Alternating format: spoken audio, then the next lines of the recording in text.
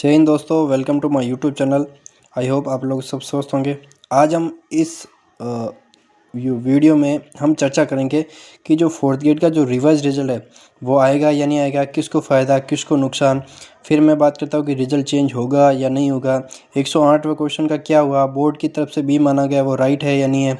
विद्यार्थियों के साथ जो रेट लगाई हुई है वो राइट है या नहीं है। फिर जो फोर्थ ग्रेड की जो डीवी की जो डेट है उससे संबंधित भी बात करेंगे, और जो कल जो कोर्ट की जो सुनवाई है उससे संबंधित भी बात करेंगे। और अंत में हम बात करेंगे कि आप जो है किस रैंक तक आप जो सेफ़ है। सबसे पहले तो अगर मैं बात करूं कि जो रिवाइज रिजल्ट है, तो रिवाइज रिजल्ट की अगर मैं बात करूं तो लगभग जो होता है 90% चांस है कि जो रिवाइज रिजल्ट आएगा। अगर रिवाइज रिजल्ट आ गया तो समझ लेना कि जो रिजल्ट है वो चेंज होकर ही रहेगा। रिवाइज रिजल्ट चेंज हो आ गया तो रिजल्ट 110% जो है ना पूरा उलटफेर होगा। अब मैं बात करता हूँ कि किसको फ़ायदा होगा और किसको नुकसान होगा।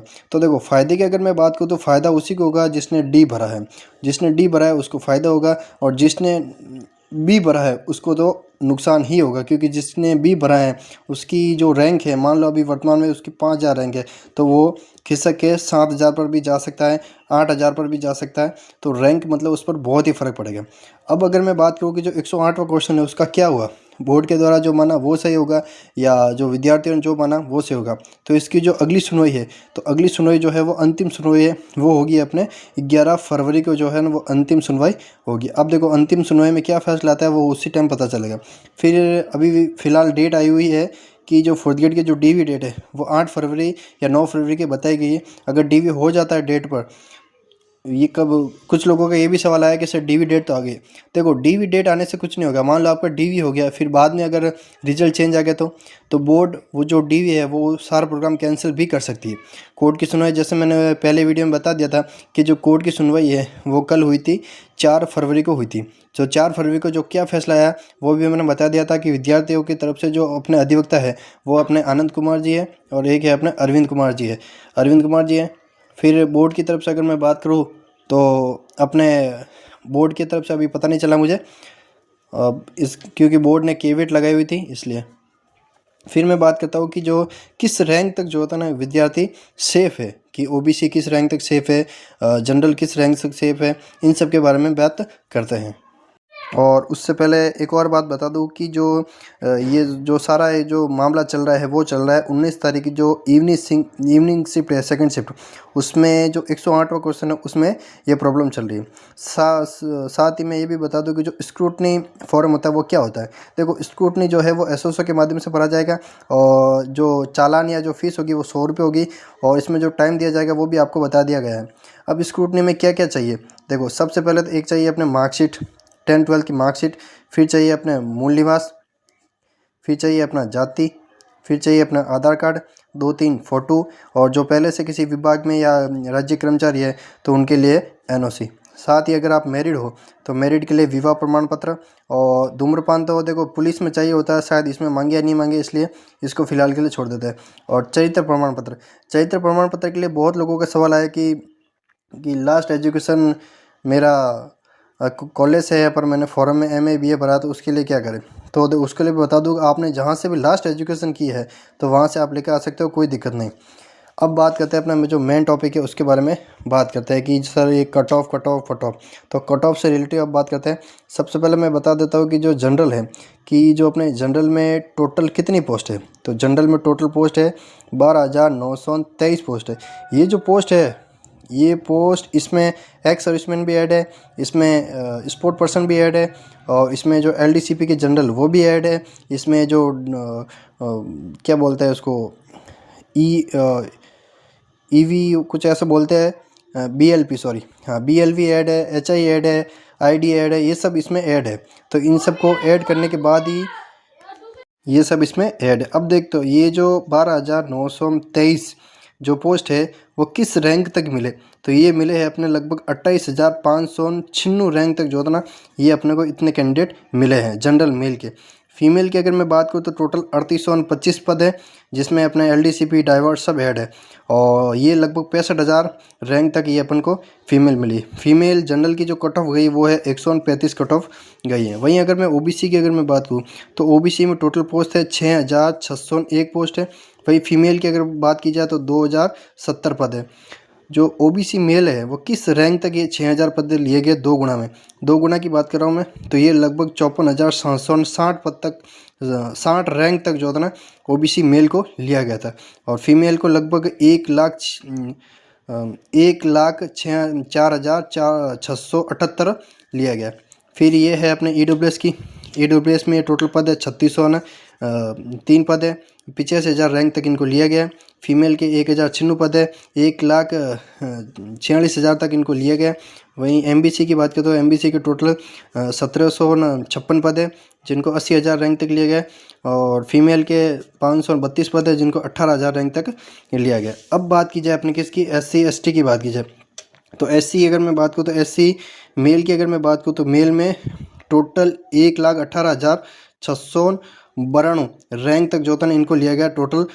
और वहीं मैं बात करूँ तो अपने किसकी फीमेल की बात करूँ तो फीमेल को लगभग 2,08,046 तक इनको लिया गया। और एसटी फीमेल में ये है और ये फीमेल। अब देखो सोचने सबसे बात किसी किसी को आरक्षण समझ में नहीं आता, तो आरक्षण जो होता है वो हॉरिजेंटली होता है, 36 प्रकार का होता है, वो मैं आगे समझाऊंगा आपको। जैसे मान लो कि जनरल की टोटल सीट है अपने 12,923 सीट है, तो इस जो 12,923 है इसमें जो जनरल के जो ये जनरल जो ये पद है 2600, ये भी इसमें से माइनस होंगे, ये इसमें से माइनस होंगे। फिर जो शुद्ध पद आएंगे वो होंगे अपने प्योर जनरल मेल के पद।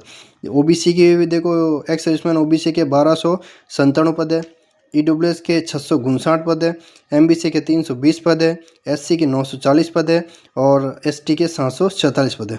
वहीं अगर मैं बात करूँ तो स्पोर्ट कोटा के 806 पद है, बीएलवी के 494 पद है, एलडीसीपी के 552 पद है और एचआई 457 पद है। और उसी प्रकार ये है। बात करते हैं अपने मेन टॉपिक पर। मेन टॉपिक अपना ये था कि आप किस रैंक तक आप सेफ हो। ये शुद्ध पद है, इसमें एक्स सर्विसमैन और जो एलडीसीपी स्पोर्ट पर्सन और एचआई इन सबको काटने के बाद जो जनरल के जो पद बचते हैं वो ये है। जैसे जनरल एक्स सर्विसमैन या जनरल स्पोर्ट पर्सन या जनरल एलडीसीपी इन सब के पद काटने के बाद जो शुद्ध पद बचते हैं वो ये है। अगर मान लो कि जनरल मेल के अब शुद्ध पद जो है वो है 10,071। अगर जनरल मेल की रैंक 10,979 है तो समझ लो वो एकदम सेफ है। इस रैंक तक जो होता है ना वो सब जनरल मेल के सभी कैंडिडेट एकदम सेफ है। वहीं फीमेल की बात करें तो फीमेल के जो शुद्ध पद है वो कटाने के बाद जो शुद्ध पद बचते हैं वो है 3825। जनरल फीमेल 34,852 रैंक तक जो होता है जनरल फीमेल एकदम सेफ है। ओबीसी फीमेल और मेल की अगर मैं बात करूँ तो मेल के 4546 पद है शुद्ध पद, जो कटाने के बाद जो पद बचते हैं वो। तो ओबीसी के जो मेल है वो लगभग 19,646 रैंक तक एकदम सेफ समझे अपने आप को। फिर फीमेल की बात करें तो फीमेल में 1907 पद है। फीमेल ओबीसी जो है वो 58,502 रैंक तक आप एकदम सेफ हो। वहीं ईडब्ल्यूएस की अगर मैं बात करूँ तो ईडब्ल्यूएस मेल में 3230 पद है। अब ईडब्ल्यूएस मेल के बहुत कमेंट आते हैं मेरे पास, तो उनको मैं बता दूँ, यदि आपकी रैंक 33,305 तक हैं तो आप एकदम सेफ समझो। इससे अगर प्लस 1-2 है तो कोई दिक्कत नहीं। अगर मान लो ज़्यादा है जैसे 35,000 है किसी की या किसी की 36,000 है तो वो एकदम रेड जोन में है। वहीं अगर बात करूँ तो ईडब्ल्यूएस फीमेल की अगर मैं बात करूँ तो टोटल 1000 पद बचते हैं कटा के। स्पोर्ट पर्सन एक्स सर्विसमैन इन सबको कटा के इतने ही बचते हैं। तो ईडब्ल्यूएस फीमेल में अगर किसी की रैंक 82,000 या 82,500 है फिर भी वो एकदम सेफ है। वहीं अगर मैं बात करूँ कि एससी मेल के टोटल 4788 पद है और एससी मेल जो है वो 64,875 रैंक तक एकदम सेफ है। ये डाटा एकदम 100% है और एकदम एनालिसिस करने के बाद ही मैंने ये वीडियो बनाए हैं। फिर मैं बात करता हूँ कि जो एससी फीमेल है, एससी फीमेल की जो शुद्ध पद है वो 1505 पद है। एससी फीमेल 1,37,841 जिसकी भी रैंक यहाँ तक है तो वो अपने आप तो एकदम 100% जो होता है ना अपने आप को सेफ समझे। 100%, मैं कह रहा हूँ नहीं 100%, यहाँ तक जो रैंक वाले वो एकदम सेफ है। एसटी मेल की अगर मैं बात करूँ तो शुद्ध पद 3818 है और एसटी का जो मेल है वो 1,12,530 तक जिसकी भी रैंक है वो अपने आप को एकदम सेफ समझे। नो टेंशन रहे, डीवी पर ध्यान दे। एसटी फीमेल की टोटल शुद्ध पद है अपने 1200 पद है। एसटी फीमेल जो है वो 1,63,635 तक जो होता है अपने आप को एकदम सेफ समझे। वहीं अगर मैं बात करूँ तो एमबीसी की बात करूँ तो एमबीसी मेल की अगर मैं बात करूँ तो एमबीसी मेल में जो शुद्ध पद बचते हैं वो बचते हैं 1,491 पद बचते हैं। अगर एमबीसी मेल में अगर किसी की रैंक 35,000 है तो वो अपने आप को एकदम सेफ समझे। आप एकदम सेफ जोन में हो, आपको कोई दिक्कत नहीं पड़ेगी। आप डीवी पर ध्यान दीजिए, अपने डॉक्यूमेंट पर ध्यान दीजिए। अगर किसी का डॉक्यूमेंट अधूरा है तो शपथ पत्र तैयार कर दीजिए। और एमबीसी फीमेल की अगर बात करूँ तो एमबीसी फीमेल में शुद्ध पद जो है वो 498 है। अगर किसी सिस्टर की एमबीसी से है कोई सिस्टर जिसकी रैंक 1,22,582 है तो आप अपने आप को एकदम सेफ समझे। तो दोस्तों, अगर आपको जानकारी अच्छी लगी हो तो चैनल को लाइक कीजिए, शेयर कीजिए और सब्सक्राइब जरूर कीजिए। मैंने ये मेहनत आपके लिए की है, तो अपने थोड़ा भाई को सपोर्ट कीजिए। तो चैनल को सब्सक्राइब जरूर करना। जय हिंद दोस्तों।